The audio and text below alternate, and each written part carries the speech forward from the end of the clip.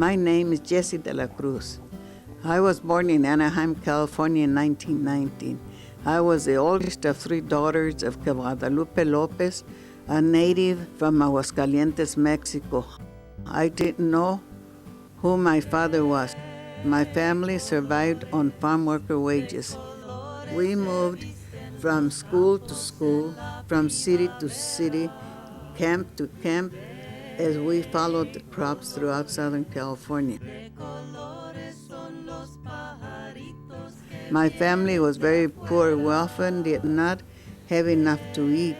The house was often dark because there was no electricity. Our meals consisted of frijoles, arroz, and homemade tortillas. We rarely had any meat. When I began my education, I didn't speak English. So when I wanted to ask the teacher something, I would point or gesture with my hand.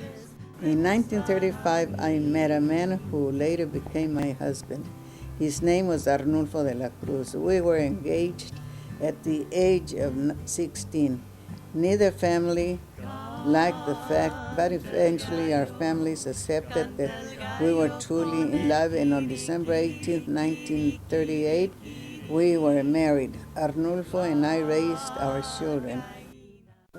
In December 1964, Arnulfo and I drove to the west side of Fresno, California, to a hall called the Rainbow, where a meeting was taking place. The meeting was led by a man named César Chávez. The purpose of the meeting was to organize farm labor workers with an association called the National Farm Workers Association. During one of the first meetings, César asked Arnulfo where I was. Arnulfo responded saying that I was in the kitchen.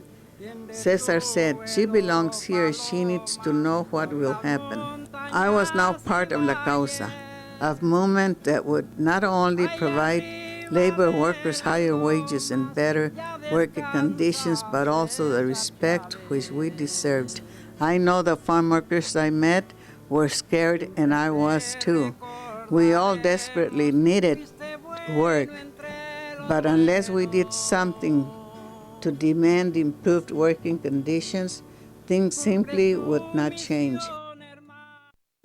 In 1986, I was invited to testify during hearings on the use of the short-handled hoe by farm workers. El cortito, as we called it.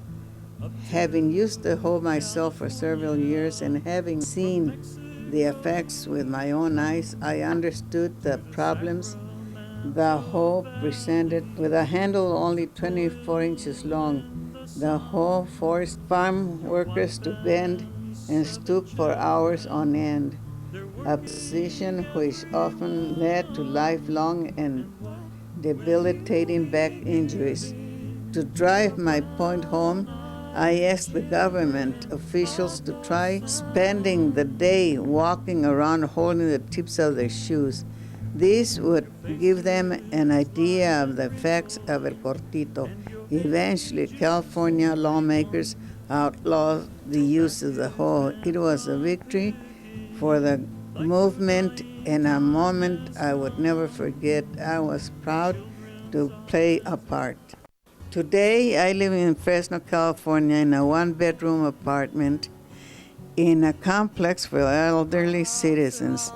I serve on the board of the California Rural Legal Assistance, an agency that defends the rights of farm workers and the rural poor. I also volunteer time to Catholic charities where I sort clothes and bag food for the poor. Se puede hacer. We can do it. In saying this, I speak of the future of changing the world. I'm proud to say that throughout my life, wherever I see injustice, I did what I could to correct it. I would say to César Chávez, thank you. Thank him on bended knees for everything that he did for the farm workers. I respected that man a lot. He was a very gentle man. He didn't speak up loud to us. He always spoke to us like he was, like we were part of a family. As a matter of fact, we felt like we were a large family. We had our meetings, we'd go out there, and there were hundreds of people listening to what he had to say, and that moved us, especially me.